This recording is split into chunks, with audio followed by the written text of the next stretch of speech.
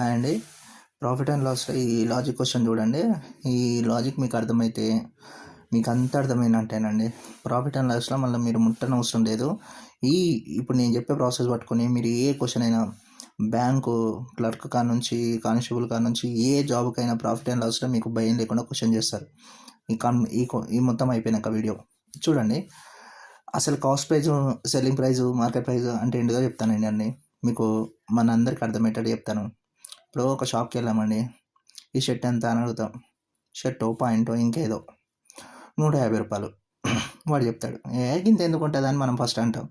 ఆడు చెప్పిన ప్రైజ్ని market praise అంటాం. ఆడు తక్కువ చేస్తాడు, 20% తక్కువ చేస్తాడు. అంటే వాడు 30 రూపాయలు తక్కువ చేస్తాడు, 20% తక్కువ చేస్తాడు. దీన్ని 20% తక్కువ చేస్తే ఎంత చూడండి, 20/100. ఈ 100ని వాడు 150 అనుకుంటాడు. అందులో 20% ఎంత అంటే 30 రూపీస్. 30 రూపీస్ తక్కువ చేసాడు. ఇది సెల్లింగ్ ప్రైస్. వాడు అమ్మిండు మనకు.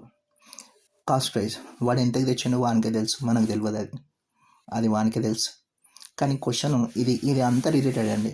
ఈ క్వశ్చను ఆల్రెడీ కానిస్టేబుల్ నుంచి క్లర్క్ నుంచి పిఓ వరకు అందరికీ తెలిసిందే ఇది. కానీ దీన్ని రివర్స్గా అడుగుతాడు మనకు ఎగ్జామ్లో. ఏమడుగుతాడంటే వాడు అమ్మిన ప్రైస్ చెప్తాడు. అంటే 120 సెల్లింగ్ ప్రైస్. డిస్కౌంట్ ఇస్తాడు. మార్కెట్ ప్రైస్ కనుక్కో అంటాడు. మార్కెట్ ప్రైస్ మీద డిస్కౌంట్ తీసేస్తే సెల్లింగ్ ప్రైస్ కనుక్కోవడం ఈజీ. ఇప్పుడు నేను చెప్పిన ప్రాసెస్. కానీ వాడు మార్కెట్ ప్రైస్ ఇయ్యడు. మార్కెట్ ప్రైస్ కనుక్కో అంటాడు. సెల్లింగ్ ప్రైస్ ఇస్తాడు, డిస్కౌంట్ ఇస్తాడు. ఇప్పుడు చూడండి, మార్కెట్ ప్రైస్ మీద డిస్కౌంట్ ఎంత అండి? 20 కదా. ఆ 20 కదా. మార్కెట్ ప్రైస్ని 100% అనుకుంటే 150 అనుకుంటే అందులో 20% తీసేసే కదా. 30 రూపాయలు చెప్పినావు. ఈ 20ని రివర్స్ చేయండి. 20 తీసేస్తే ఎంత మనకి? 80. అవునండి, చూడండి 80. చూడండి, 20 తీసేస్తే 100 20 తీసేస్తే 80. ఇప్పుడు ఈ 120ని 100తో ఇంటూ చేసి 80తో డివైడ్ చేస్తాడు. అంటే ఈ 120ని 80% అనుకుంటాడు. డివైడ్ చేస్తే నీకు 15 వస్తుంది. అది ఇంటూ 100 చేస్తే 150 వచ్చింది. చూడండి, ఈ లాజిక్ సింపుల్ లాజిక్ అండి. ఈ లాజిక్ అర్థమైందంటే మళ్ళీ ఒకసారి చూడండి ఈ వీడియో. సింపుల్.